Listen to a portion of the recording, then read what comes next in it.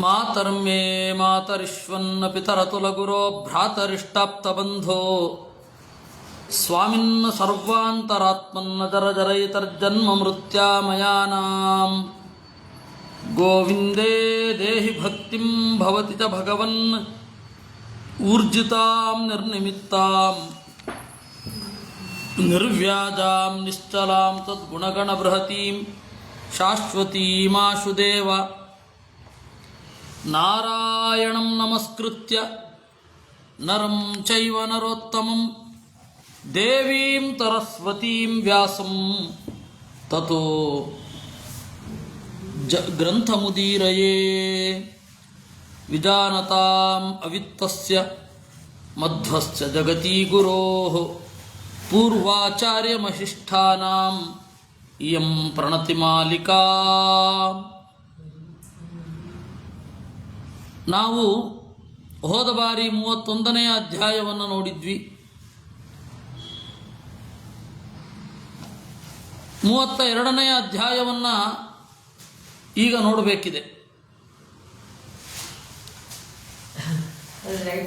ಬೇಡ ಬೇಡ, ಲೈಟ್ ಬಂದರೆ ಏನಾಗುತ್ತೆ ಗೊತ್ತಾ, ಹಿಂದ್ಗಡೆ ಎಲ್ಲ ನನ್ನ ಸುತ್ತ ಪ್ರಭಾವಳಿ ಇರುತ್ತೆ, ಅದರಿಂದಾಗಿ ಲೈಟ್ ಇಲ್ದೇ ಇರಬೇಕು.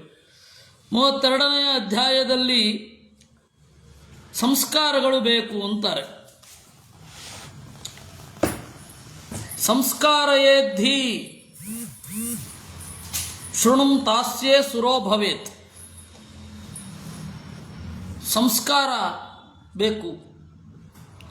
ಗರ್ಭಾಧಾನಂತು ಯೋನ್ಯಾಂ ವೈ ತತಪುಂಸವನಂ ಚರೇತ್.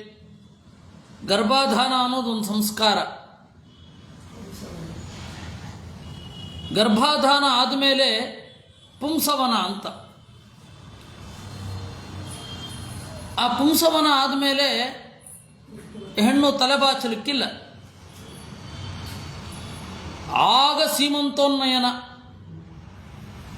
ಆ ಪುಂಸವನದ ಅಂಗವಾಗಿಯೇ ವಿಷ್ಣು ಬಲಿ ಅಂತ. ಅದಾದ ಮೇಲೆ ಸೀಮಂತೋನ್ನಯನ. ಅವಳು ತಲೆಬಾಚಲಿಕ್ಕಿಲ್ವಲ್ಲ. ತಲೆ ಬಾಚದೇ ಇರುವಾಗ ವರಾಹ ಕೇಸರವನ್ನು ಇಟ್ಟುಕೊಂಡು ಅವನೇನು ಮಾಡಬೇಕು, ಬೈತಲೆಯನ್ನು ಮತ್ತೆ ತೆಗಿಬೇಕು. ಮಗು ಆರೋಗ್ಯವಾಗಿದೆ ಅಂತ ಹೇಳಿ ಆದಮೇಲೆ ಅವಳು ತಲೆ ಬಾಚ್ಕೊಳ್ಳಿಕ್ಕೆ ಶುರು ಮಾಡಬೇಕು. ಜಾತಕರ್ಮ ಚ ನಾಮ ಚ. ಜಾತಕರ್ಮ. ಜಾತಕರ್ಮ ಅಂತಂದರೆ ಹೊಕ್ಕಳ ಬಳ್ಳಿಯನ್ನು ಕತ್ತರಿಸುವ ಕಾರ್ಯಕ್ರಮ. ಮೊದಲು ತಂದೆ ಜೇನುತುಪ್ಪವನ್ನು ಬಜಬೇರಿನೊಂದಿಗೆ ಅರೆದು ಕುಡಿಸಿ ಆಮೇಲೆ ಅವನು ಅನುಮತಿ ಕೊಡಬೇಕು, ಸ್ತನಂ ದತ್ತ ಅಂತ. ಇನ್ನು ಮೇಲೆ ತಾಯಿಯ ಹಾಲನ್ನು ಕೊಡ್ರಿ, ಅದು ಪುಂಸವನ, ಜಾತಕರ್ಮ. ಆಮೇಲೆ ನಾಮಕರಣ. ನಾಮಕರಣ ಆದಮೇಲೆ ಅನ್ನಪ್ರಾಶನ. ಆಮೇಲೆ ಬ್ರಹ್ಮಚರ್ಯ ವ್ರತಾನಿಚ.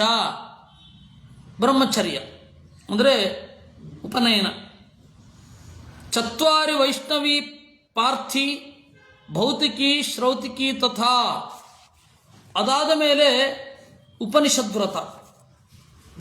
ಐತರೆಯ ಉಪನಿಷತ್ತನ್ನು ಕಡ್ಡಾಯವಾಗಿ ಮಾಡಲೇಬೇಕು. ಇದಾದ ಮೇಲೆ ಗೋದಾನ. ಗೋ ಅಂದರೆ ಕೂದಲು. ಗೋದಾನ ಅಂತಂದರೆ ಕೂದಲನ್ನು ಕತ್ತರಿಸುವುದು. ಚಂದ ಮಾಡಿ ಅವಾಗ ಕತ್ತರಿಸಬೇಕು. ಮೊದಲು ಬ್ರಹ್ಮಚರ್ಯದಲ್ಲಿರುವಾಗ, ವಿದ್ಯಾಭ್ಯಾಸ ಮಾಡುವಾಗ ಯದ್ವಾ ತದ್ವಾ ಕೂದಲು, ಉಗುರು ಎಲ್ಲ ಇರಬೇಕು. ಅವನನ್ನು ನೋಡಿದಾಗ ಹುಡುಗಿಯರು ಓಡಿ ಹೋಗಬೇಕು, ಆ ತರಹ ಇರಬೇಕು. ಈಗ ಆ ವಯಸ್ಸಿನಲ್ಲಿಯೇ ಮಾಡೋದು ಚೆನ್ನಾಗಿರಬೇಕು ಅಂತ. ಆವಾಗ ಆ ವಯಸ್ಸಿನಲ್ಲಿ ಮಾಡಲಿಕ್ಕೆ ಇರ್ತಿರಲಿಲ್ಲ. ಮೈಯಿಂದ ಪರಿಮಳ ಬರುವ ಹಾಗೇ ಇಲ್ಲ, ದುರ್ಗಂಧ ಬೀರಬೇಡಿ ಅಷ್ಟೇ. ಹಲ್ಲುಜ್ಜಲಿಕ್ಕಿಲ್ಲ ಅಂತ ಇದೆ ಬ್ರಹ್ಮಚರ್ಯದಲ್ಲಿರುವಾಗ. ಅಂದ್ರೆ ಏನರ್ಥ? ಪರಿಮಳಭರಿತವಾದ ದ್ರವ್ಯಗಳನ್ನು ಉಜ್ಜುವಾಗ ಬಳಸಬೇಡಿ ಅಂತ. ನಿಮ್ಮ ಬಾಯಿಂದ ಪರಿಮಳ ಬರಬಾರದು, ಹಲ್ಲುಜ್ಜಬೇಕು. ಧೌತದಂತಹ ಅಂತ, ಹಲ್ಲು ಬಿಳಿಯಾಗಿರಬೇಕು ಅಂತ. ಹಾಗೆ ಆ ಕಾರಣದಿಂದ ಈ ಯಜ್ಞಗಳನ್ನೆಲ್ಲ ಒಳಗೊಂಡಿರುತ್ತೆ, ಈ ವ್ರತಗಳೆಲ್ಲ ಇರುತ್ತೆ, ದೀಕ್ಷೆಗಳು. ಇದನ್ನು ಕಳೆದುಕೊಳ್ಳಬೇಕು. ಗೋದಾನ ಸ್ನಾತಕ ಅಂದರೆ ಅವಾಗ ಸ್ನಾನ, ಎಣ್ಣೆ ಹಚ್ಚಿಕೊಂಡು ಭರ್ಜರಿ ಸ್ನಾನ ಮಾಡೋದು ಅವಾಗ. ಪಾಕಯಜ್ಞಾಶ್ಚ ಸತ್ತತ್, ಆಮೇಲೆ ಪಾಕಯಜ್ಞ, ಚಿಕ್ಕ ಚಿಕ್ಕ ಯಜ್ಞಗಳು. ಅಷ್ಟಕ ಪಾರ್ವಣ ಶ್ರಾದ್ದಂ, ಅಷ್ಟಕ ಶ್ರಾದ್ದ. ಇವಾಗ ನಾವು ಒಂದು ತರ್ಪಣವನ್ನು ಮಾತ್ರ ಬಿಡೋದು.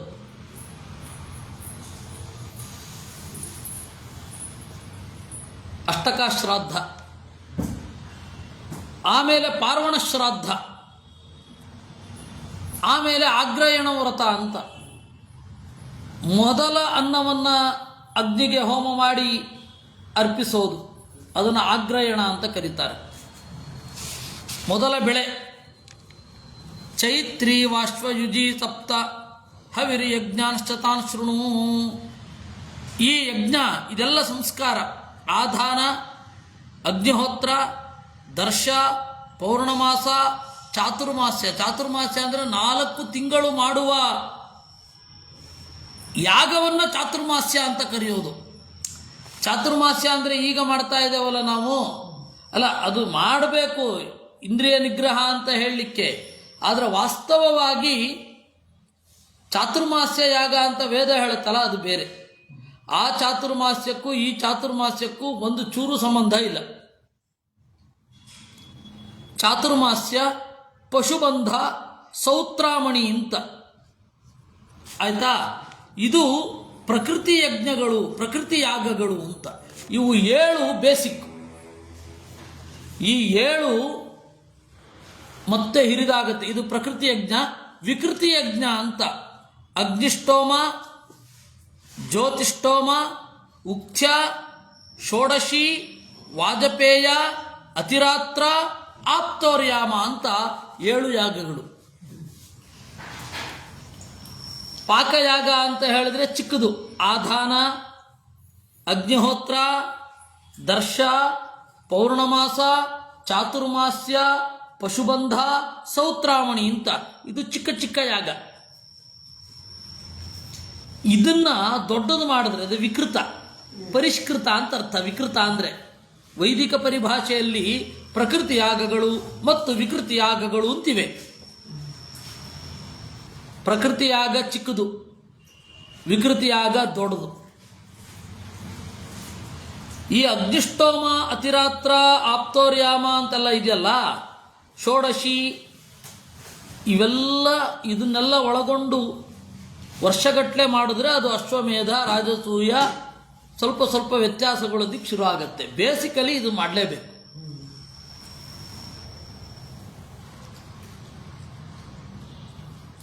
ಅದರಿಂದ ಪ್ರಕೃತಿಯಾಗ ವಿಕೃತಿಯಾಗ, ಅಗ್ನಿಹೋತ್ರ ಅನ್ನೋದು ಬೇಸೋದು. ಅವಾಗೆಲ್ಲರೂ ಅಗ್ನಿಹೋತ್ರ ಮಾಡ್ತಾ ಇದ್ರು, ಈಗ ಅಗ್ನಿಹೋತ್ರ ಮಾಡ್ತಾ ಇಲ್ಲ. ಅಗ್ನಿಹೋತ್ರ ಮಾತ್ರ ಅಲ್ಲ, ಅಗ್ನಿಹೋತ್ರದ ಜೊತೆಗೆ ಇದೆಲ್ಲ ಶುರು ಆಗಬೇಕು.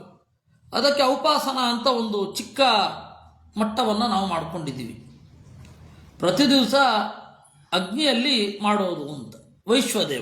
ವೈಶ್ವದೇವ ಔಪಾಸನ 2 ಅಂತಹ ವ್ಯತ್ಯಾಸಗಳಿಲ್ಲ. ನಾನು ಮದುವೆ ಆದಮೇಲೆ ಮಾಡ್ತಾ ಇದ್ದೆ. ಪಕ್ಕದ ಮನೆಯವ್ರು ಗಾಬರಿಯಾಗಿ ಓಡಿ ಬಂದ್ಬಿಟ್ರು, ಇದೇನಿದು ಇಷ್ಟೊಂದು ಹೊಗೆ ಅಂತ. ಹೀಗಾಗತ್ತೆ. ಆಚಾರ್ಯರು ಅದಕ್ಕೆ ಕಲಿಯುಗದಲ್ಲಿ ಅಗ್ನಿಹೋತ್ರವನ್ನು ಬಲವಾಗಿ ವಿಧಾನ ಮಾಡಲಿಲ್ಲ. ಮಧ್ವಾಚಾರ್ಯರು ಮಾಡಿದ್ರೆ ಸಂತೋಷ, ವಿಧಾನ ಮಾಡಲಿಲ್ಲ. ಅದಕ್ಕೆ ಅವರು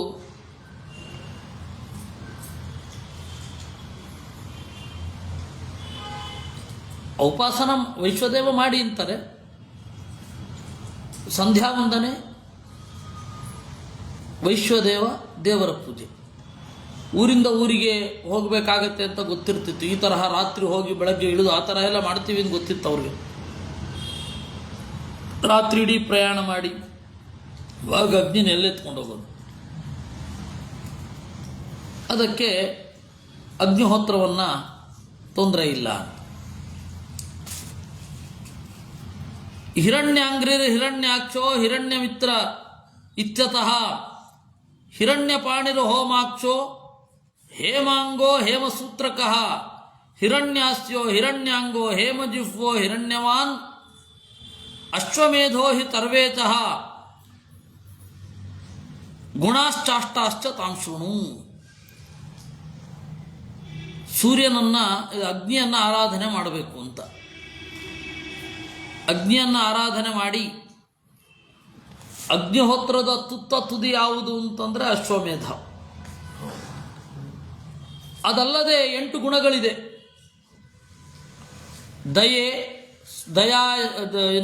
ದಯಾಚ ಸರ್ವಭೂತೇಷು ಕ್ಷಾಂತಿ, ಬೇರೊಬ್ಬರ ಅಪರಾಧಗಳನ್ನು ಕ್ಷಮಿಸುವುದು. ಆರ್ಜವ, ನೇರವಾದ ನಡೆ. ಶೌಚ, ಶುಚಿತ್ವ. ಅನಾಯಾಸ, ದಣಿಯದೇ ಇರೋದು. ಸಂಕುಲಂಚ ಅಪರೋ ಗುಣ, ಎಲ್ಲರ ಜೊತೆಗೆ ಇರೋದು, ಎಲ್ಲರಿಗೂ ಹಿತವಾಗಿ ಇರೋದು. ಅಕಾರ್ಪಣ್ಯಂ, ದೈನ್ಯ ಇಲ್ಲದೆ ಇರೋದು. ದೈನ್ಯ ಇಲ್ಲದೆ ಇರೋದು ಅಂತ ಹೇಳಿದ್ರೆ ವಿಪರೀತ ಕೃಪಣ, ಜಿಪುಣ ಆಗಿರಬಾರದು, ಸ್ವಲ್ಪ ಔದಾರ್ಯ ಇರಬೇಕು. ಇದನ್ನು ಅಕಾರ್ಪಣ್ಯ ಅಂತಾರೆ. ಆಮೇಲೆ ವಿಪರೀತ ಸ್ಪೃಹ ವಸ್ತುವಿನ ಮೇಲೆ, ಯಾವುದೇ ಒಂದು ವಸ್ತುವಿನ ಮೇಲೆ ಯಾವ ಪರಿಮೋಹ ಅಂತಂದರೆ ಅದು ಇಷ್ಟನ್ನು ಇಟ್ಟುಕೊಂಡು ಜೀವನ ಮಾಡ್ರಿ. ಮೂಲೇನ ಜುಹುಯಾಚ್ಛತಂ ಸೌರಶಾಕ್ತೇಯ ವಿಷ್ಣೀಶ ದೀಕ್ಷಾವೇತೆ ಸಮಾಸ್ಮೃತಾ. ಇಲ್ಲಿ ಸೌರ, ಸೂರ್ಯನಲ್ಲಿ, ಶಕ್ತಿಯಲ್ಲಿ, ವಿಷ್ಣುವಿನಲ್ಲಿ, ಈಶನಲ್ಲಿ ಪೂಜೆಯನ್ನು ಸಲ್ಲಿಸತಕ್ಕದ್ದು. ಉಳಿದವರಿಗೆಲ್ಲರಿಗೂ ಅಂತರ್ಯಾಮಿ, ವಿಷ್ಣುವಿಗೆ ನೇರವಾಗಿ. ಸಂಸ್ಕಾರೇ ಸಂಸ್ಕೃತ ಥೋತೈ ಭುಕ್ತಿ ಮುಕ್ತಿಮವಾಪ್ನುಯಾತ್ ಸರ್ವರೋಗಾದಿ ನಿರ್ಮುಕ್ತೋ ದೇವವದ್ವರ್ತತೆ ನರಹ. ಈ ಸಂಸ್ಕಾರಗಳನ್ನೆಲ್ಲ ಮಾಡಿ ಸುಖವಾಗಿ ಇರಬೇಕು. ಈ ರೀತಿ ಅಗ್ನಿಪುರಾಣದಲ್ಲಿ 32ನೇ ಅಧ್ಯಾಯ ಆಗಿದೆ. ಇನ್ನು ಬೇರೆಯ ವ್ರತಗಳು ಚಿಕ್ಕದು, ಬೇಕಂದರೆ ಮಾಡಬಹುದು, ಬೇಡ ಅಂತಂದರೆ ಬಿಡಬಹುದು. ಅದರಲ್ಲಿ ಒಂದು ಪವಿತ್ರಾರೋಪಣ ವ್ರತ ಅಂತ, ದಾರವನ್ನು ಕಟ್ಟಿಕೊಳ್ಳುವುದು. ಈ ಯಂತ್ರ ಅಂತ ಏನು ಕಾನ್ಸೆಪ್ಟ್ ಇದೆಯಲ್ಲ, ಅದನ್ನೇ ಇಲ್ಲಿಯೂ ಹೇಳುವಂಥದ್ದು. ದೇವರ ಸನ್ನಿಧಾನವನ್ನು ಚಿಂತಿಸಿ ಆ ದಾರವನ್ನು ತಾವು ಹಾಕಿಕೊಳ್ಳುವಂಥದ್ದು. ಅದಕ್ಕೆ ಪುರುಷ ಸೂಕ್ತ, ಹೋಮ, ಪೂಜೆ ಇತ್ಯಾದಿಗಳಲ್ಲೆಲ್ಲ ಇದ್ದೇ ಇದೆ. ಪವಿತ್ರಾಧಿವಾಸನ, ವಿಷ್ಣು ಪವಿತ್ರ, ಇವುಗಳಲ್ಲೆಲ್ಲ ಇದೆ. ಆಮೇಲೆ ಈ ಒಂದು ಪವಿತ್ರದಲ್ಲಿ ಯಾವ ರೀತಿಯಾದ ಒಂದು ದೇವತೆಗಳನ್ನು ಆರಾಧನೆ ಮಾಡಬೇಕು ಅಂತ ಅಲ್ಲಿಗೆ ನಾವು 5 ಅಧ್ಯಾಯವನ್ನು ನಾವು ಕವರ್ ಮಾಡಿದ್ದೀವಿ. ಪವಿತ್ರಾರೋಪಣ ವಿಧಿ 5 ಅಧ್ಯಾಯವನ್ನು ನಾನು ಹೇಳೋದಿಲ್ಲ. ಯಾಕೆ ಅಂತಂದರೆ ಅದನ್ನು ಹೇಳಲಿಕ್ಕೆ ಬೇಕಾದಷ್ಟು ಜನ ಇದ್ದಾರೆ. ಆದರೆ ಒಂದು ಮಾತ್ರ, ಈ ತರಹದ ವ್ರತ ಅಂತನ್ನುವ ಹೆಸರಿನಲ್ಲಿ ಏನು ಹೇಳ್ತಾರೆ ಅದನ್ನು ಮಾಡಲೇಬೇಕು ಅಂತಿಲ್ಲ. ಶಕ್ತಿ ಇದ್ದರೆ ಮಾಡಿ, ಇಲ್ಲಾಂದ್ರೆ ಮಾಡಲೇಬೇಕು ಅಂತ ವಿಧಿ ಇಲ್ಲ. ಇಲ್ಲಿ ತನಕ ಹೇಳಿದ್ದು ವಿಧಿ. ಇನ್ನು ದೇವಾಲಯ ನಿರ್ಮಾಣ, ವಾಸುದೇವಾದ್ಯಾಲಯಸ್ಯ ಕೃತೌ ವಕ್ಷೇ ಫಲಾದಿಕಂ ಚಿಕೀರ್ಷೋರ್ ದೇವಧಾಮಾದಿ ಸಹಸ್ರಜನಿಪಾಪನುತ್. ದೇವಾಲಯವನ್ನು ಹೇಗೆ ಕಟ್ಟಬೇಕು ಅಂತ. ದೇವಾಲಯವನ್ನು ಕಟ್ಟುವುದರಿಂದ ಒಂದು ದೊಡ್ಡ ಜನಾಂಗದ ಸಂರಕ್ಷಣೆ. ದೇವಾಲಯ ಕಟ್ಟೋದೇ ಜನಾಂಗಗಳ ಸಂರಕ್ಷಣೆ. ಎಲ್ಲರೂ ಒಂದು ಜಾಗ ಬೇಕಲ್ಲ. ಏನು ನಿರಾಕಾರ ನಿರ್ಗುಣ ಅಂತ ಹೇಳಿದ್ರು ನಮ್ಮ ದೇವರಿಗೆ ಆಕಾರ ಇಲ್ಲ ಅಂದರೂ ನಮ್ಮ ಕಟ್ಟಡಕ್ಕಂತೂ ಆಕಾರ ಇರಬೇಕಾಗತ್ತೆ, ಬೇಕು. ಅದರಿಂದಾಗಿ ದೇವಾಲಯವನ್ನು ಕಟ್ಟೋದು, ಆಶ್ರಮವನ್ನು ಕಟ್ಟೋದು ಕಾಲದಿಂದ ಕಾಲಕ್ಕೆ ಒಂದು ಶಾಸ್ತ್ರವನ್ನು ಉಳಿಸುವ ಒಂದು ಪ್ರಕ್ರಿಯೆ.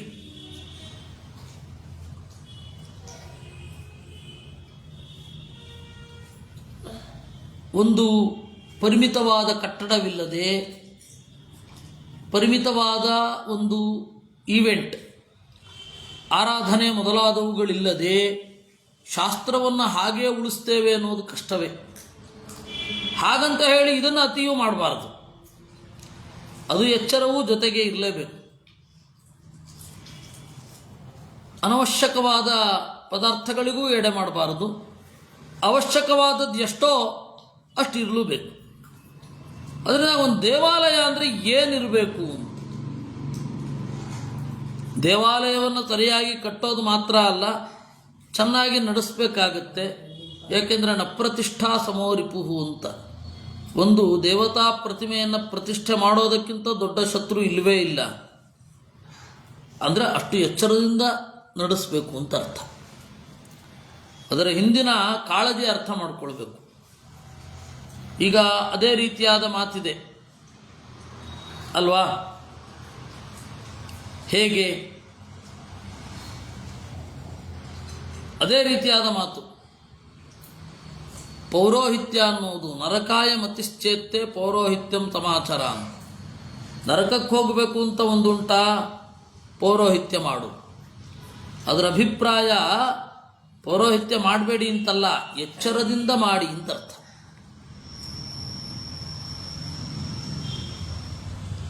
ಅದರಿಂದ ನಗ್ರಾಮ ಯಾಜಕೋ ಭೂಯಾತ್ ಅಂತ. ತಸ್ಮಾನ್ ನೇಷ್ಟಿ ಯಾಜಕ ಸ್ಯಾತ್ ಅಂತ. ಪೌರೋಹಿತ್ಯ ಬಹಳ ಜನರಿಗೆ ಮಾಡಿಸ್ಬೇಡಿ. ಅದರ ಅಭಿಪ್ರಾಯ ಹೊಣೆಯರಿತು ಮಾಡಿಸಿ ಅಂತ ಅರ್ಥ. ಅದರಿಂದ ದೇವಾಲಯ ಕಟ್ಟಬೇಡಿ ಅಂದ್ರೆ ಏನರ್ಥ? ಕಟ್ಟಿದ ಮೇಲೆ ಚೆನ್ನಾಗಿ ನಡೆಸ್ಕೊಂಡು ಹೋಗಬೇಕು ಅಂತ. ಯಾಕೆಂದರೆ ಅದರ ವಿಧಾನಗಳನ್ನು ನಾವು ಮುಂದೆ ನೋಡುತ್ತೇವೆ ಏನು ಅಂತ. ವಿಷ್ಣು ಲೋಕಂ ನಯತ್ಯಾಚು, ಒಳ್ಳೆ ಲೋಕಕ್ಕೆ ಒಯ್ಯತ್ತೆ. ಪಿತೃಗಳು ಸಂತೋಷ ಪಡ್ತಾರೆ. ನರಕ ದುಃಖಗಳು ಇರೋದಿಲ್ಲ ಕೃಷ್ಣನ ಮಂದಿರವನ್ನು ಮಾಡಿದ್ರೆ. ಬ್ರಹ್ಮಹತ್ಯಾದಿ ಪಾಪೌ ಘಾತಕಂ ದೇವತಾಲಯಂ, ಬ್ರಹ್ಮಹತ್ಯೆ ಮೊದಲಾದ ಪಾಪಗಳನ್ನೆಲ್ಲ ಪರಿಹಾರ ಮಾಡುತ್ತೆ. ಫಲಂ ಯನ್ನಾರ್ಕ್ಷತೆ ಯಜ್ಞೈ ಧಾಮ ಕೃತ್ವಾ ತದೇಶ್ಯತೆ ತದಾಪ್ಯತೆ. ಯಜ್ಞ ಮಾಡಿದ್ರೆ ಪಾಪ ಪರಿಹಾರ ಆಗಲ್ಲ ಅನ್ನುವ ಹೊತ್ತಿನಲ್ಲಿ ಮಂದಿರವನ್ನು ಮಾಡಿದ್ರೆ ಯಜ್ಞ ಮಾಡಿದಷ್ಟೇ ಆಗತ್ತೆ ಅಂತ. ಒಂದು ವಿಷ್ಣು ಮಂದಿರ ನಡೆಸೋದು ಅನ್ನೋದು ಒಂದು ಯಜ್ಞಕ್ಕಿಂತ ಯಾವ ರೀತಿಯಲ್ಲಿಯೂ ಕಡಿಮೆ ಇಲ್ಲ. ಒಂದು ಮಠವನ್ನು, ಒಂದು ದೇವಾಲಯವನ್ನು ಮಾಡಿ ಆ ದೇವಾಲಯವನ್ನು ನಾವು ನಡೆಸ್ತೀವಿ ಅಂದರೆ ಅದು ಯಾವ ಯಜ್ಞಕ್ಕಿಂತಲೂ ಕಡಿಮೆ ಅಲ್ಲ.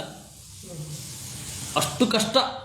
ವಾರ್ಷಿಕ ಸಮಾರಾಧನೆಗಳನ್ನೆಲ್ಲ ಮಾಡಿ ಅದನ್ನೆಲ್ಲ ಮಾಡುವಾಗ ದೇವಾಧ್ಯರ್ಥೆ ಹತಾನಾಂಚ ರಣೆ ಯತ್ತತ್ಫಲಾಧಿಕಂ ಶಾಠ್ಯೇನ ಪಾಂತು ನಾವಾಪಿ ಕೃತಂ ಧಾಮ ಚನಾಕದಂ.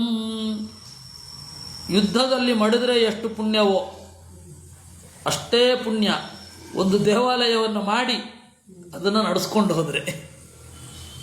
ಇದೆಲ್ಲ ಎಷ್ಟು ಕಷ್ಟ ಅಂತ. ಆದರೆ ಸೈಮಲ್ಟೇನಿಯಸ್ಲಿ ಹೊಸದು ಮಾಡ್ತೇವೆ ಅಂದರೆ ಅದು ಜ್ಞಾನ ಪ್ರತಿಬಂಧಕವ ಜ್ಞಾನಪೂರಕವ ಅನ್ನೋದು ನೋಡಬೇಕಾಗತ್ತೆ. ಇವಾಗ ನೀನು ನಮಗೆ ಹೇಳಿದ್ರೆ, ಹೌದಾ ಅಪ್ಪ ಪುರಾಣದಲ್ಲಿ ಇಷ್ಟೆಲ್ಲ ಇದೆ, ನೀನೊಂದು ದೇವಸ್ಥಾನ ಮಾಡ್ತೀಯ, ನಿನ್ನ ಬೆಂಬಲಕ್ಕೆ ನಾವಿರ್ತೇವೆ ಅಂದರೆ ನಾನಿಲ್ಲ ಹೇಳ್ತೇನೆ. ಕಾರಣ ಏನು ಅಂತಂದರೆ, ಇರುವ ದೇವಾಲಯಗಳಲ್ಲಿಯೇ ನಾವು ಪಾಠಾದಿಗಳನ್ನು ಮಾಡಿ ಚೆನ್ನಾಗಿ ಜನರನ್ನು ಸಂಘಟಿಸಬಹುದು. ಅಲ್ಲ, ಸಂಘಟನೆಯ ಚಾತುರ್ಯ ನನ್ನ ಹತ್ರ ಇಲ್ಲ ಬಿಡಿ. ಯಾರನ್ನೂ ಹಿಡಿದಿಟ್ಟುಕೊಳ್ಳುವ ಗುಣ ನನ್ನ ಹತ್ರ ಇಲ್ಲ. ಯಾರು ಜಿಜ್ಞಾಸುಗಳು ಅವರು ಯಾರಿದ್ದಾರೆ ಅವರು ಬರ್ತಾ ಇದ್ದಾರೆ. ಯಾರು ಜಿಜ್ಞಾಸಕ್ಕೆ ತಯಾರಿಲ್ಲ ಅವರನ್ನು ಜಿಜ್ಞಾಸೆಯತ್ತ ಆಕರ್ಷಿಸುವ ವ್ಯಕ್ತಿತ್ವ ನನ್ನದಲ್ಲ, ಆ ತರಹದ ಆಕರ್ಷಕವೂ ಅಲ್ಲ. ಆದರೆ ಒಂದು, ನೀವೇ ಕೇಳಿದ್ರೆ, ಇಲ್ಲ ನೀವು ಹೀಗೆ ಹೋಗಿ ಮಾಡ್ತ್ಯಾ, ನಿಮ್ಗೆ ಪೂರ್ತಿ ಬೆಂಬಲ ಕೊಡ್ತೇವೆ ಅಂದರೆ ಆಗಲ್ಲಪ್ಪ. ಅಂದರೆ ಯಾಕೆ ಆಗಲ್ಲ ಅಂತಂದರೆ, ಕೆಲವೊಮ್ಮೆ ಅದೇ ಜ್ಞಾನ ಪ್ರತಿಬಂಧಕ ಆಗಿಬಿಡುತ್ತೆ. ನಮ್ಮ ತಂದೆಯವರನ್ನು ನಾನು ನೋಡಿದ್ದೇನೆ, ಅದೇ ಜ್ಞಾನ ಪ್ರತಿಬಂಧಕ ಆಗಿಬಿಡುತ್ತೆ. ಅವರಿಗೆ ನಮ್ಮ ಗುರುಗಳ ಬಗ್ಗೆ ಬಹಳ ಒಳ್ಳೆಯ ಅಭಿಪ್ರಾಯ ಇತ್ತು, ಬಹಳ ಒಳ್ಳೆಯ ಅಭಿಪ್ರಾಯ. ಆದರೆ ನಾನು ಅವ್ರಿಗೆ ಗುರುಗಳ ಪುಸ್ತಕ ಎಲ್ಲ ಪ್ರತ್ಯೇಕ ಒಂದೊಂದು ಸೆಟ್ ಕೊಟ್ಟಿದ್ದೆ. ಅವ್ರಿಗೆ ಓದಲಿಕ್ಕಾಗಲಿಲ್ಲ. ಇಷ್ಟು ಸಮಸ್ಯೆಗಳು. ಜನರ ಎಣಿಕೆಗಳೇ ಬಹಳ ವಿಚಿತ್ರ. ಒಬ್ಬ ಸ್ವಾಮಿಗಳಾದವರು ಹೆಚ್ಚು ಓದೋದು ಬೇಕಾಗಿಲ್ಲ ಅಂತನ್ನುವ ಭಾವನೆ ಜನರಲ್ಲಿದೆ. ಓದದೇನೆ ಸರ್ವಜ್ಞರಾಗ್ತಾರೆ ಅನ್ನೋ ಭಾವನೆಯೂ ಇದೆ. ನಮ್ಮ ತಂದೆಗೇನೆ ಏನು ಭಾವನೆ ಇತ್ತು ಅಂದರೆ, ಬಹಳ ಕರ್ಮಗಳನ್ನು ಮಾಡಬೇಕಲ್ವಾ ಬಹಳ ಜ್ಞಾನಿ ಅಂತಾದರೆ ಅಂತ. ಅವರಿಗೆ ಮೊದಲು ಬಹಳ ಇದೇನಿದು, ಬಹಳ ಓದಿದವರು ಹೀಗಿರ್ತಾರೆ, ಸಣ್ಣ ಸಣ್ಣದಕ್ಕೂ ಕೂಡ ಅಲ್ಲಿ ಪಾಪ ಇಲ್ಲಿ ಪಾಪ, ಇಲ್ಲಿ ಪುಣ್ಯ ಅಲ್ಲಿ ಪುಣ್ಯ ಅಂತಿರ್ತಾರೆ, ಇವನೇನು ಮಾಡೋದೇ ಇಲ್ಲ. ನಾನು ಹೇಳಿದೆ, ಇದನ್ನೆಲ್ಲ ಜಾಸ್ತಿ ಹಚ್ಕೊಂಡ್ರೆ ಓದ್ಲಿಕ್ಕೆ ಆಗಲ್ಲ ಅಂತ ಹೇಳ್ತಾ ಇದ್ದೆ ನಮ್ಮ ತಂದೆಗೆ. ನನಗೂ ಅವ್ರಿಗೂ ಈ ಸಣ್ಣ ಕ್ಲಾಶ್ ಇದ್ದೇ ಇರೋದು. ಆಮೇಲೆ ಅವ್ರಿಗೆ ಗೊತ್ತಾಯ್ತು, ಇಲ್ಲ ಇಲ್ಲ ಇದು ಹೀಗೆ ಅಂತ. ಆಮೇಲೆ ಗೊತ್ತಾಯ್ತು ಅದು ಬೇರೆ. ಅದರಿಂದಾಗಿ ಈಗ ಇಲ್ಲಿದೆ, ಹೌದು ಇದನ್ನ ಅರ್ಥ ಮಾಡಿ ಅಂತ. ಆದರೆ ಇದನ್ನು ಕೇಳಿದ ಮೇಲೆ, ಇದನ್ನು ಓದಿದ ಮೇಲೂ ನೀವ್ಯಾಕೆ ಹೀಗಿದ್ದೀರಾ ಅಂತಂದರೆ ನನ್ನ ಪರಿಸ್ಥಿತಿ ಬೇರೆ. ಈಗಾಗಲೇ ಇರೋದ್ರ ಮೇಲೆ ಮಾಡಬಹುದು, ಈಗಾಗಲೇ ಇರೋದನ್ನೇ ಉಳಿಸ್ಬೇಕಾಗತ್ತೆ. ಹೊಸದಾಗಿ ಮಾಡೋದು, ಯಾರಾದರೂ ಬಂದು ನನ್ನನ್ನು ಕೇಳಿದ್ರೆ ಒಂದು ಹೊಸ ದೇವಸ್ಥಾನ ಮಾಡಬೇಕು ಅಂತ ಇದ್ದೀವಿ ಅಂತ, ನೀವು ಮಾಡಿ ನಾನಂತೂ ಇಲ್ಲ ಅಂತ ಹೇಳುವ ಪರಿಸ್ಥಿತಿಯಲ್ಲೇ ನಾನಿದ್ದೇನೆ. ಷೋಡಚಾಲಯಕಾರೀತು ಭುಕ್ತಿಂ ಮುಕ್ತಿಮವಾಪ್ನುಯಾತ್. ಅದರಲ್ಲಿಯೂ ಏಕಾಯತನ ಕೃತ್ ಸ್ವರ್ಗೀ, ಒಂದು ದೇವಾಲಯ ಮಾಡಿದರೆ ಸ್ವರ್ಗವನ್ನು ಹೊಂದುತ್ತಾನೆ. ತ್ರೆಗಾರಿ ಬ್ರಹ್ಮಲೋಕ ಭಾಗ್, 3 ದೇವಾಲಯವನ್ನು ಕಟ್ಟಿದ್ರೆ ಬ್ರಹ್ಮಲೋಕವನ್ನು ಹೊಂದುತ್ತಾನೆ. ಪಂಚಾಗಾರಿ ಶುಭಲೋಕಂ, 5 ದೇವಾಲಯ ಮಾಡಿದ್ರೆ ಒಳ್ಳೆ ಲೋಕ. ಅಷ್ಟಾಗಾರೋದ್ಧರೌ ಸ್ಥಿತಿ, ಅಷ್ಟಾಗಾರಾತ್ 8 ದೇವಾಲಯ ಮಾಡಿದ್ರೆ ದೇವರಲ್ಲೇ ನೆಲೆಗೊಳ್ಳುತ್ತಾನೆ. ಷೋಡಚಾಲಯಕಾರೀತು ಭುಕ್ತಿಂ ಮುಕ್ತಿಮವಾಪ್ನುಯಾತ್, 16 ದೇವಸ್ಥಾನಗಳನ್ನು ಮಾಡಿದ್ರೆ ಭುಕ್ತಿಯನ್ನು ಮುಕ್ತಿಯನ್ನೂ ಹೊಂದುತ್ತಾನೆ. ಪುರಾಣದಲ್ಲಿ ಹೀಗಿದೆ, ಹೌದು. ಆದರೆ ಇದನ್ನು ಅರ್ಥವಾದ ದೇವಾಲಯಗಳನ್ನು ಮಾಡಿದ ದೇವಾಲಯಗಳನ್ನು ಕಟ್ಟಿರಿ ಅಂತಷ್ಟೇ ವಿನಃ ಕೇವಲ ದೇವಾಲಯ ಕಟ್ಟೋದೇ ನಿಮಗೆ ಮುಕ್ತಿಯನ್ನು ಕೊಡಲ್ಲ. ಯಾಕೆಂದರೆ ಜ್ಞಾನದಿಂದಲೇ ಮುಕ್ತಿ. ಈಗ ಗಂಗೆಯಲ್ಲಿ ಸ್ನಾನ ಮಾಡಿದ್ರೆ ಮುಕ್ತಿ ಆಗತ್ತೆ ಅನ್ನುವ ಮಾತಿಗೆ ಮಧ್ವಾಚಾರ್ಯರು ಏನು ಅರ್ಥ ಹೇಳ್ತಾರೆ? ಇಲ್ಲಪ್ಪ ಹಾಗಲ್ಲ ಅರ್ಥ ಇದ್ರದ್ದು. ಗಂಗೆಯಲ್ಲಿ ಸ್ನಾನ ಮಾಡೋದರಿಂದ ಮನಸ್ಸು ಶುದ್ಧ ಆಗತ್ತೆ. ಮನಸ್ಸು ಶುದ್ಧ ಆಗಿ ಶಾಸ್ತ್ರವನ್ನು ಓದುವಾಗ ಏನು ಒಳಗಡೆಯ ಪ್ರತಿಬಂಧಕಗಳಿದೆ ಅದು ಪರಿಹಾರ ಆಗತ್ತೆ. ಅಲ್ಲಿಂದ ಮುಕ್ತಿ ಅಂತ. ಜ್ಞಾನದಿಂದಲೇ ಮುಕ್ತಿ. ಇದೆಲ್ಲ ಜ್ಞಾನ ಸಾಧನ ಆಗಿದ್ದಾಗ ಮುಕ್ತಿ ಆಗತ್ತೆ. ಜ್ಞಾನ ಸಾಧನ ಆಗದೆ ಹೋದಾಗ ದುರ್ಗತಿ ಅಂತೂ ಆಗಲ್ಲ, ಆದರೆ ಈ ಆನಂದವನ್ನು ನಾವು ಅದರಲ್ಲಿ ಅನುಭವಿಸ್ಲಿಕ್ಕಾಗಲ್ಲ. ಅದರಿಂದಾಗಿ ಶ್ರೇಷ್ಠಮಾಯತನಂ ವಿಷ್ಣೋ ಕೃತ್ವಾ ಯದ್ಧನವಾಲಯ ದಾನವಾಲಯೈ ಕನಿಷ್ಠೇನೈವ ತತ್ಪುಣ್ಯಂ ಪ್ರಾಪ್ನೋತ್ಯಧನವಾನ್ ನರಃ.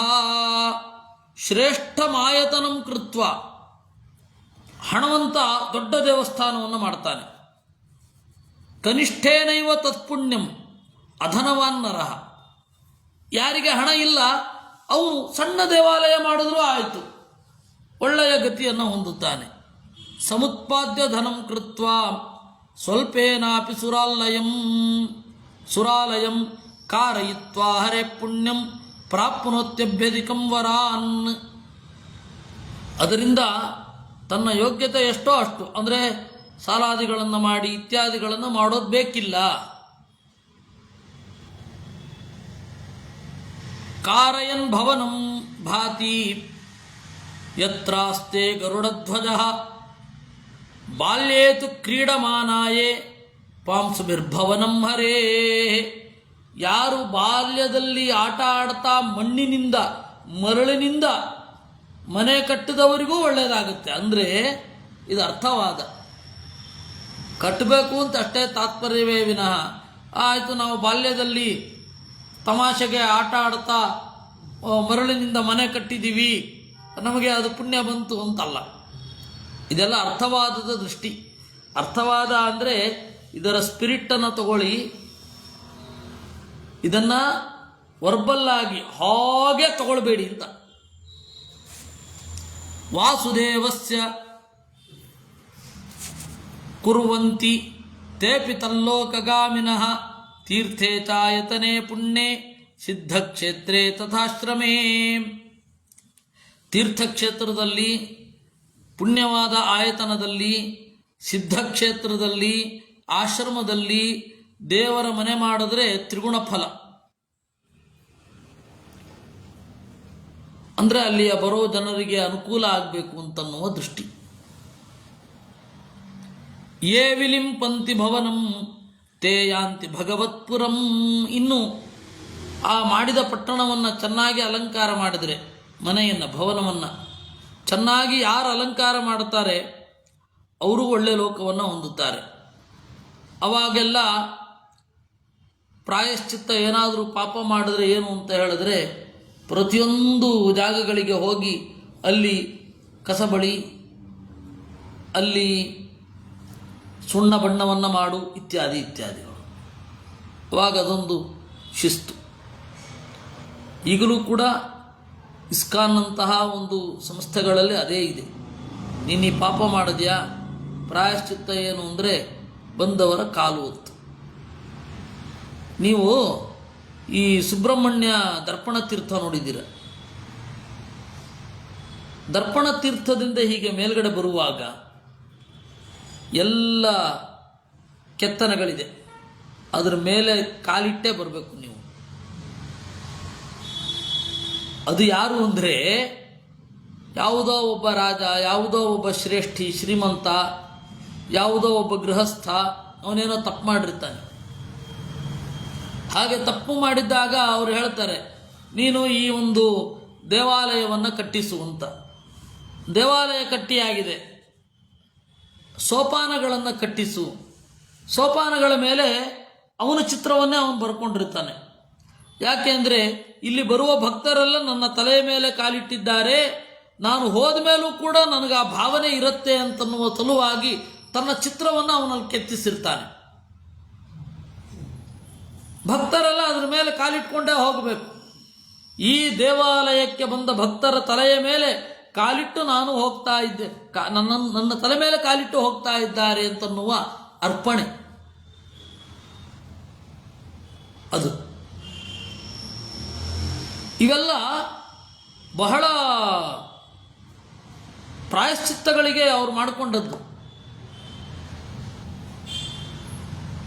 ನೀವು ಯಾವುದೇ ಹಳೆಯ ಶಾಸನಗಳನ್ನು ನೀವು ನೋಡಿದ್ರೆ ನೆಟ್ಟಲ್ಲೇ ಸಿಗತ್ತೆ, ಅದಕ್ಕೆ ಪುಸ್ತಕ ಖರೀದಿಸಬೇಕು ಅಂತಿಲ್ಲ, ಅಥವಾ ಖರೀದಿಸಿದ್ರೂ ತಪ್ಪಿಲ್ಲ.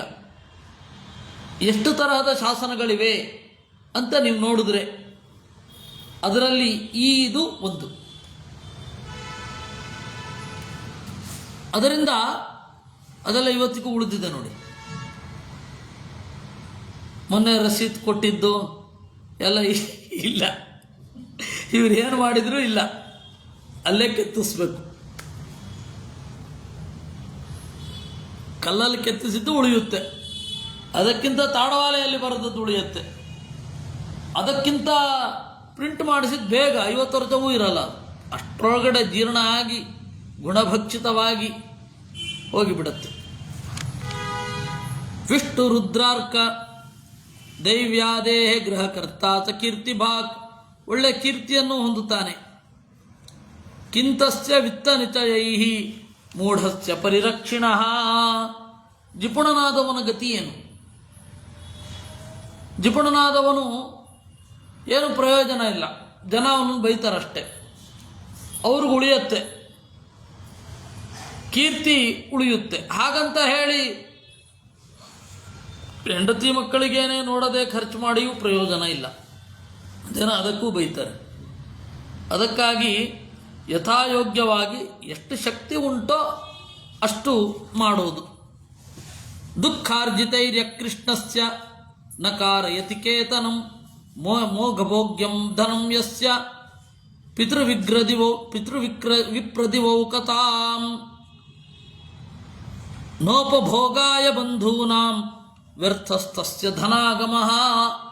ನೋಪಭೋಗಾಯ ಬಂಧೂನಾಂ, ಬಂಧುಗಳಿಗೆ ಸಮಾಜದ ಜನರಿಗೆ ನಮ್ಮ ಹಣ ಉಪಯೋಗವೂ ಆಗಬೇಕು, ನಮ್ಮ ಭೋಗಕ್ಕೂ ಆಗಬೇಕು, ಪಾರಮಾರ್ಥಿಕ ಸಾಧನವೂ ಆಗಬೇಕು. ಈ ಬ್ಯಾಲೆನ್ಸ್ಡ್ ಆಗಿಯೇ ಬಾಳ್ರಿ. ನನಗೆ ಚಿಕ್ಕಂದಿನಲ್ಲಿ, ಈಗಲ್ಲ, ಈ ಚೆಗುವೇರ ಆಗಿರಬಹುದು, ಮಾರ್ಕ್ಸ್ ಆಗಿರಬಹುದು, ಏಂಗಲ್ಸ್ ಆಗಿರಬಹುದು, ಅವ್ರನ್ನೆಲ್ಲ ನೋಡಿದ್ರೆ ಅಯ್ಯೋ ಪಾಪ ಅಂತ ಅನ್ಸೋದು. ಯಾಕೆಂದರೆ ಯಾವ ಮೌಲ್ಯಕ್ಕಾಗಿ ಇವರು ಸಾಯ್ತಾ ಇದ್ದಾರೆ, ಬಡತನವನ್ನು ಅಪ್ಪಿಕೊಂಡಿದ್ದಾರೆ. ಮಾರ್ಕ್ಸ್ಗೆ ಕಡೆಗಾಲದ ತನಕ ಬಡತನ, ಏಂಗಲ್ಸಕ್ಕೆ ಪರವಾಗಿಲ್ಲ ಒಂದು ಸ್ವಲ್ಪ, ಚಗುವೇರ ಹಾಗೆ ಸತ್ತೋದ. ಆ ಥರದ ಎಷ್ಟು ಜನ ಇದ್ದಾರೆ.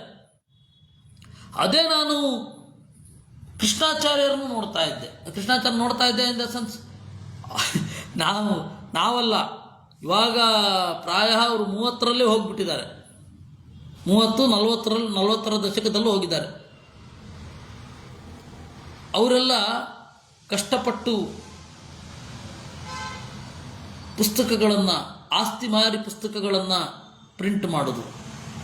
ಆದರೆ ಅವರು ನಂಬಿದ ದೈವ ಒಂದು ಧ್ಯೇಯ ಇತ್ತು, ದೇವರಿಗೆ ಪ್ರೀತಿಯಾಗಲಿ ಇದು ಅಂತ. ಸವಣೂರು ಗೋವಿಂದರಾಯರಿರಬಹುದು, ಅವರು ಮಾಡಿದ ಪುಸ್ತಕವನ್ನೇ ಇವಾಗ ಮತ್ತೆ ಮತ್ತೆ ಪ್ರಿಂಟ್ ಆಗ್ತಾ ನಾವು ಬದುಕ್ತಾ ಇದ್ದೀವಿ.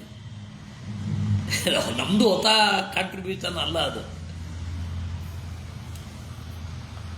ಅವರೆಲ್ಲ ಆಸ್ತಿಯನ್ನು ತ್ಯಾಗ ಮಾಡಿದ್ರು, ಆದರೆ ಅವ್ರಿಗೆ ದೇವರಿದ್ದಾನೆ, ದೇವರ ಪ್ರೀತಿ ಆಗಲಿ ಅನ್ನೋ ಭರವಸೆ ಇತ್ತು, ಭಾವ ಇತ್ತು. ಇವ್ರಿಗೆಲ್ಲ ಅದೂ ಇರಲಿಲ್ಲ. ಏನು ವ್ಯರ್ಥವಾದದ್ದು ಅಂತ ಚಿಕ್ಕಂದಿನಲ್ಲಿ ಅನ್ನಿಸ್ತಾ ಇತ್ತು. ಈಗಲೂ ಆ ಭಾವನೆ ಇದೆ, ಅದೇನು ಪರಿಹಾರ ಏನಾಗಿಲ್ಲ ಪೂರ್ತಿ. ಇಷ್ಟು ತ್ಯಾಗ ಮಾಡಿ ಏನು ಪ್ರಯೋಜನ ಅಂತ. ಅದರಿಂದ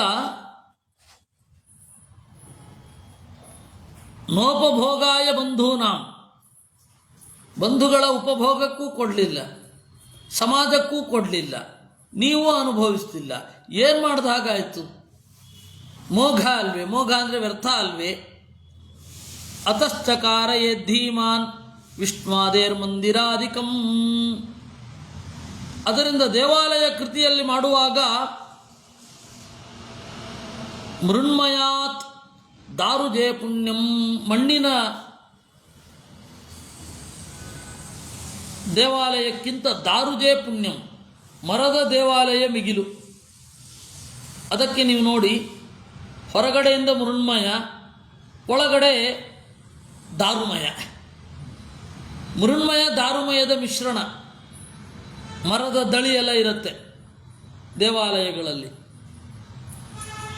ದಾರುಜಾತ್ ಇಷ್ಟಕೋದ್ಭವೇ, ಇಷ್ಟಕ ಅಂತಂದರೆ ಗಟ್ಟಿಯಾದ ನುಣುಪಾದ ಇಟ್ಟಿಗೆ, ಇಷ್ಟಕ. ಆ ಇಷ್ಟಕವೇ ಇಟ್ಟಿಗೆ ಆಗಿದ್ದು. ಆಮೇಲೆ ಅದಕ್ಕಿಂತ ಇಟ್ಟಿಗೆಯಲ್ಲಿ ಮಾಡಿದ್ದು ಚಂದ, ಒಳ್ಳೆ ಪುಣ್ಯ. ಇಷ್ಟಕೋತ್ತ ಶೈಲಜೆ ಸ್ಯಾತ್, ಅದಕ್ಕಿಂತ ಗ್ರಾನೈಟ್ ಶೈಲಜ. ಹೇಮಾದೇರಧಿಕಂ ಫಲಂ, ಇನ್ನೂ ಒಳಗಡೆ ಹೇಮಾದೇಹೆ ಬಂಗಾರಾದಿಗಳಿದ್ದರೆ ಅಧಿಕ. ಸಪ್ತ ಜನ್ಮ ಕೃತಂ ಪಾಪಂ ಪ್ರಾರಂಭಾದೇವ ನಶ್ಯತಿ, 7 ಜನ್ಮ ಮಾಡಿದ 7 ಜನ್ಮ ಪೂರ್ತಿ ಮಾಡಿದ ಪಾಪಗಳೆಲ್ಲ ಪರಿಹಾರ ಆಗತ್ತೆ. ಆದ್ದರಿಂದ ಅವನು ದೇವಾಲಯಗಳನ್ನು ಮಾಡಬೇಕು. ಯಮೋ ಯಮ ಭಟಾನಾಹ ದೈವ ಮಂದಿರಕಾರಿಣಃ, ಯಮ ಭಟರಿಗೆ ಹೇಳಿದನಂತೆ, ಪ್ರತಿಮಾ ಪೂಜೆಯನ್ನು ಮಾಡುವವರನ್ನ ತರಬೇಡ್ರಿ ನರಕಕ್ಕೆ, ದೇವಾಲಯಾದಿಗಳನ್ನು ಮಾಡದವರನ್ನು ತರ್ರಿ, ಇದು ನನ್ನ ನಿಯೋಗ, ಪಾಲನೆ ಮಾಡಿ, ಈ ಆಜ್ಞಾಭಂಗ ಯಾವತ್ತೂ ಮಾಡಬೇಡಿ, ಕೇವಲ ತಮ್ಮ ದೇಹವನ್ನು ಪೋಷಣೆ ಮಾಡುವವರನ್ನು ತಗೊಂಬನ್ರಿ. ಯಾರು ದೇವರನ್ನು ಪೂಜಿಸುತ್ತಾರೆ ವಿಷ್ಣುವನ್ನ, ಅವರನ್ನು ದೂರದಲ್ಲೇ ಬಿಡ್ರಿ. ನಿತ್ಯೈರ್ನೈಮಿತ್ತಿಕೈರ್ದೇವಂ ಯೇ ಯಜಂತೆ ಜನಾರ್ದನಂ ನಾವಲೋಕ್ಯಾಭವದ್ಭಿಸ್ತೆ ತದ್ವ್ರತಾಯಾಂತಿ ತದ್ಗತಿಂ. ನಿತ್ಯ ನೈಮಿತ್ತಿಕ ಕರ್ಮಗಳಿಂದ ಯಾರು ದೇವರನ್ನು ಆರಾಧನೆ ಮಾಡ್ತಾರೆ ಅವರ ಹತ್ರ ಹೋಗಬೇಡಿ. ಉಪಲೇಪನ ಕರ್ತಾರ ತಮ್ಮಾರ್ಜನ ಪರಾಶ್ಚಯೇ, ಇನ್ನು ದೇವರ ಮಂದಿರವನ್ನು ತಾರಿಸುವುದು ಅಥವಾ ತಮ್ಮ ಮನೆಯಲ್ಲಿಯೇ ಇರುವ ದೇವರ ಮಂದಿರವನ್ನು ತಾರಿಸುವುದು, ಸಮ್ಮಾರ್ಜನ ಪರಾಶ್ಚಯ ಕಸಗುಡಿಸುವುದು, ಕೃಷ್ಣಾಲಯದಲ್ಲಿ ಕಸಗುಡಿಸುವುದು, ಅವರಿಗೆ ಒಳ್ಳೆಯ ಫಲ, ಅವರನ್ನು ನೋಡಬೇಡಿ. ಯಾರು ದೇವಾಲಯವನ್ನು ಮಾಡ್ತಾರೆ ಅವರನ್ನು ಕರೆತರಬೇಡಿ. ದಾರುಮಯ ದೇವಾಲಯ, ಮೃನ್ಮಯ ದೇವಾಲಯ ಯಾವುದೂ ಕೂಡ. ಪ್ರತಿಮಾಕೃದ್ವಿಷ್ಣು ಲೋಕಂ ಸ್ಥಾಪಕೋಲೀಯತೆ ಹರವು, ದೇವರ ಪ್ರತಿಮೆಯನ್ನು ಮಾಡಿದವ ವಿಷ್ಣು ಲೋಕವನ್ನು ಹೊಂದುತ್ತಾನೆ. ಮತ್ತೆ ಅಗ್ನ್ಯುತ್ತಾರಣ ವಿಧಿ ಯಾಕಾಗಿರೋದು? ಪ್ರತಿಮೆಯನ್ನು ಚಿಂತನೆ ಮಾಡುವಾಗಲೇ ಈ ಪ್ರತಿಮೆಯನ್ನು ನಾವು ಮಾಡ್ತೇವೆ ಅಂತಂದರೆ ಅದನ್ನು ಮೂಡಿದ ಹಾಗೆ, ಮಾಡಿದ ಹಾಗೆ, ಅದೇ ಅದರಿಂದಾಗಿ ಅದನ್ನು ಹೊಡೆಯೋದು ಅಂದರೆ ಅಗ್ನ್ಯುತ್ತಾರಣ ವಿಧಿ, ಆ ದೋಷಗಳನ್ನೆಲ್ಲ ಕ್ಷಮಿಸು ಅಂತ ಹೇಳ್ತಾರಲ್ಲ. ಹೌದು, ಅದು ನಮ್ಮ ಒಂದು ದೇವರೇ ಪ್ರತಿಮೆ ಅಲ್ಲ ಅಂತ ತಿಳಿಲಿಕ್ಕಾಗಿ ಅಷ್ಟೇ ವಿನಃ ಬೇರೆ ಅಲ್ಲ. ಅದನ್ನೆಲ್ಲ ಮಾಡಿ ಒಂದು ಪ್ರತಿಮೆಯನ್ನು ತಂದಾಗ ಅದಕ್ಕೆ ಉಳಿಪೆಟ್ಟು ಹಾಕಿರ್ತೇವೆ. ಉಳಿಪೆಟ್ಟು ಹಾಕಿದಾಗ ದೇವರು ಏನಿದ್ದಾನೆ ಅಲ್ಲಿ ಬಂದು ಕೂತಿದ್ದಾನೆ. ಏಕೆಂದರೆ ಶಿಲ್ಪಿಗಳು ಈ ಪ್ರತಿಮೆಯನ್ನು ನಾವು ಮಾಡಬೇಕು ಅಂತಂದಾಗ ಆ ಪ್ರತಿಮೆಯ ರೂಪುರೇಖೆಗಳು ಅವರ ತಲೆಗೆ ಬಂದಿರಬೇಕು. ಅಂದರೆ ಅದು ಸ್ವಲ್ಪ ಧ್ಯಾನವೇ ಆಯ್ತದು. ಆ ಬೇಡದ ಭಾಗವನ್ನು ಕಿತ್ತೋದಷ್ಟೇ ಪ್ರತಿಮೆ ಮಾಡೋ ಕೆಲಸ, ಹಾಗೆ ಹೇಳ್ತಾರಲ್ವಾ. ಅವಾಗ ಪೆಟ್ಟು ಕೊಟ್ಟಿದ್ದೇವೆ ಅಂತನ್ನುವ ಭಾವನೆ ಇರಬಾರದು. ಅದಕ್ಕೆ ಅಗ್ನ್ಯುತ್ತಾರಣ ವಿಧಿ ಅಂತ ಇದೆ. ನೀವು ಹೇಳೋದು ಉಲ್ಟಾ, ವಿಷ್ಣು ಪ್ರತಿಮೆ ಮಾಡಿದವನು ಎತ್ತರಕ್ಕೆ ಇರ್ತಾನೆ. ಹೌದು, ಅದು ಅವನಿಗೆ ತೊಂದರೆ ಇಲ್ಲ. ನಾವು ಆರಾಧನೆ ಮಾಡಬೇಕಾದ್ರೆ ಆ ತರಹದ ಚಿಂತನೆ ಮಾಡೋದಷ್ಟೆ, ಬೇರೆ ಇಲ್ಲ. ಇರಲಿ. ಪ್ರತಿಮಾಕೃತ್ ವಿಷ್ಣು ಲೋಕಂ ಸ್ಥಾಪಕೋ ಲೀಯತೆ ಹರವು, ಅದರಿಂದಾಗಿ ದೇವಸದ್ಮವನ್ನು ಮಾಡಬೇಕು. ಹಾಗಾದರೆ ಯಾವ ರೀತಿಯಾದ ಭೂಮಿಯನ್ನು ನೋಡಬೇಕು?